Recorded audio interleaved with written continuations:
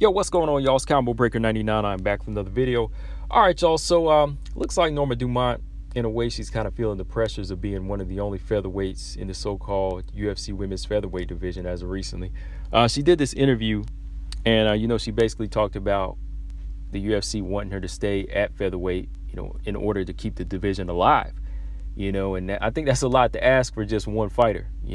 For them to just say, hey, look, we want to shake things up. We need you to stay in this division because we need one more title contender. You got to stay or we're going to shut it down, because other than the featherweight division, her plan was to move back down to 135 where, the competition is. Where the competition is, we got a full division. So after the Felicia Spencer fight, it was looking like she wanted to move back down to 135. She beat Felicia Spencer by split decision a couple weeks ago, as y'all know. And I guess she's been kind of thinking what she's going to do next. So after beating Felicia Spencer, there's possibilities of staying in the division and getting the title shot. Well, there's another interview she did maybe like a week ago when she talked about the possibilities of fighting Amanda Nunes, but at the same time feeling like it was too soon, which I do respect that. She said she wanted to have a few more fights under her belt, get a few more featherweight fights under her belt, and, kind of build herself up instead of just jumping in there off of one fight where you can't really evolve and you really can't improve yourself as a fighter.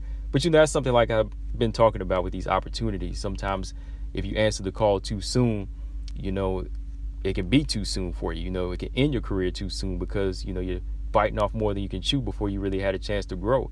And that's something we have been seeing a lot of with the younger generation now. That nobody's really laying down the groundwork for years and years and years and going through trial and error and growing as fighters, like they were in the past. You know what I mean? And I think a lot of fighters, they are being asked to move faster. Even like these young fighters coming into the UFC to make their debuts after just winning one fight in LFA or Invicta, they have to answer that call right away. And they're kind of put under that pressure to answer that call, or they feel like they won't get that opportunity again, And for Norma Dumont, her very first fight, she jumped in, fought Megan Anderson and got knocked out, which that was a fight she really wasn't prepared for because she's never really fought that caliber of a fighter. It's kind of hard for her to grow now because every fight she's going to fight is elite in the featherweight division. She handled Felicia Spencer well, but going in there with an Amanda Nunes, that's a totally different animal, So it's going to be hard for her to really prepare now, because she's in there. She's in there with the Sharks now. And the hardest part about it is there are no contenders and there is no structured division where you can grow, where you can in like the bantamweight division, the strawweight division, or the flyweight division. And even then, those are considered the Sharks because you're UFC level, right? But there still is a level of growth in those fighters. There's this first tier, second tier, and a third tier, but there are no damn tiers in the featherweight division, right? So I kind of think that Norma Dumont is feeling a little bit of pressure there because they're saying, look, they're going to shut the division down if you want to move down. If you do stay within maybe a fight or two, you will be fighting for the title. So that's a lot of pressure for her because let me pull up the interview right here. This is what she had to say.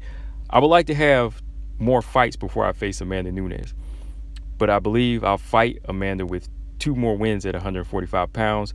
I won't have the time I wanted to mature, so we'll have to speed up the process and evolve. So right there, she already feels like she has to grow fast as a fighter because if they do bring up 2 more featherweights for her to fight, she's going to have to beat those fighters and look good, and at the same time continue to grow and build herself up for the 2-time 2-division world champion in Amanda Nunes. Okay, so this is all something else she had to say. The UFC requested that so they won't close the division, referring to her having to move up. If I go down, they will probably close the division because there will be no one left as potential contenders for the belt. Based on our conversation with the UFC, they will probably bring someone from 135 to fight me. All right. So that makes sense too, though. That really does make sense, if they do bring up some girls from bantamweight to featherweight, because there are a lot of damn girls at bantamweight right now that need to be featherweights, and that goes back to what we talked about in live streams before on my channel and other videos.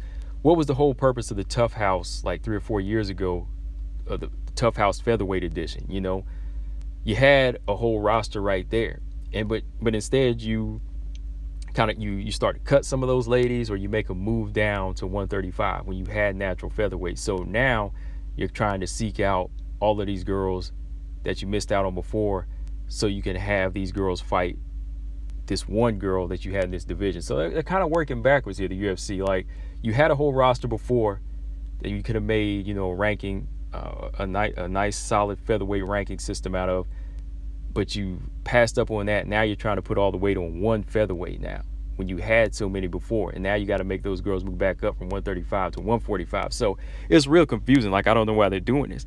So she also had this to say: look, I would really like to fight popular athletes like Miesha Tate, who's coming back, Sarah McMahon, Rocky Pennington, GDR, or Holly Holm. I think the UFC might be bringing bigger athletes like Julia Stoyarenko, who fainted at her weigh-in, and who also has a hard time cutting weight. For me, staying at 145 would be way healthier. Having competition available at 145 would be way better for me, because I wouldn't have the stress of having to cut weight and live that strict life. I knew I'd do a good job for this division not to die. It's up to me, it's up to Felicia and the girls in the division. There aren't many, so it's up to us doing a good job. All right, so maybe she doesn't feel so much pressure, but she is feeling like she's obligated to do a good job alongside Felicia Spencer. And those are the only two names that you can mention. So maybe she is feeling pressure, because what is that? Me, Felicia, and some other girls. You know, that's not saying much. But going back to what she said about improving as a fighter, I do like the fact that she wants to take more fights. So that should be a sign that the UFC needs to put these damn girls in this division, because one girl can't keep this division alive. You know, you need contenders. That, like the initial plan, you know, that was the whole purpose of the Ultimate Fighter House. You know, they really need to put this together, so that way she really won't have to feel like she has to speed the process up either. You know what I mean? Like, she can still have time to grow. You had a lot of fighters that were ready to go at that time. You know, they were ready. They would have had a lot of experience at featherweight by now. You know, 3-4 years in, they would have been a nice ranking system. There would have been a lot of experience going around. You know, it would have just been all around balanced. But now they kind of got to go back to square one, if you will. They got to go down to 135. And there are a lot of girls at 135 now that are killing themselves. Like even Julia Stoyarenko, let her come back. The possibility of signing Pam Bam Sorensen, nothing's been fully announced yet. She might be in there. She's on the comeback. Leah Letson's on the comeback, so that's another featherweight. But I think we're overlooking the biggest one here, and I do mean big. The Tough Show winner in the featherweight edition, Macy Chiasson, right? That was the whole purpose of bringing her in at the time. You know, she could have been a potential opponent for Amanda Nunes or Chris Cyborg. So Macy Chiasson, that's a big name right there. Like, y'all are killing her by keeping her down at 135, and she hasn't really been vocal about saying I want to stay at 145. She's kind of been saying I can fight in both weights. But in my opinion, at 135, Macy hasn't looked the best. And, you know, I'm a fan of Macy. Like, Macy Chiasson, when I seen her hit the scene at 145, I was like, this is this girl's weight. This is her weight. You know, she had power, she had strength, she had everything. But making her squeeze down to 135 has really kind of been making her look flat. And it's kind of been, you know, it's been killing her.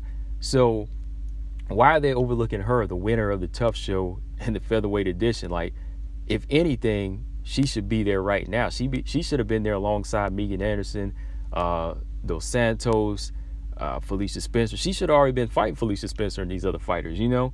She was the one that the division was revolving around at the time, you know. So you got some names. You got plenty of names. I actually posted an Instagram, which I'll probably do a video on. I did it a while back. I posted like a good 9-10 girls, I think. Maybe 7 or 8, give or take. But I can give you a good 10 that they need right now, you know, just to make a solid division. So, yeah, man, moving forward, there's a lot of girls, man, that they could have challenge Norma Dumont and even Felicia Spencer. You know, just start putting it together. Start putting it together as a ranking system. You know, GDR's in there. Put GDR back in, like I said, Letson, Pam Bam, Chiasson, Holly Holm.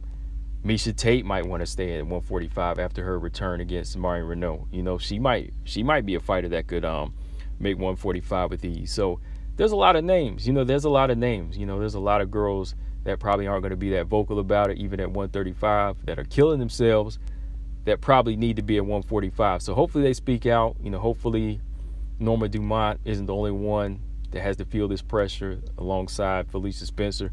But hopefully they get some more girls. I mean, this is kind of a silent cry, if you will. You know, this is kind of a cry out to say, Dana, you need to put some more girls in my division, you know, from Norma Dumont. You know, she can't do it alone.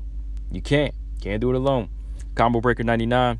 Give me y'all's thoughts. I'm out. Subscribe. Peace.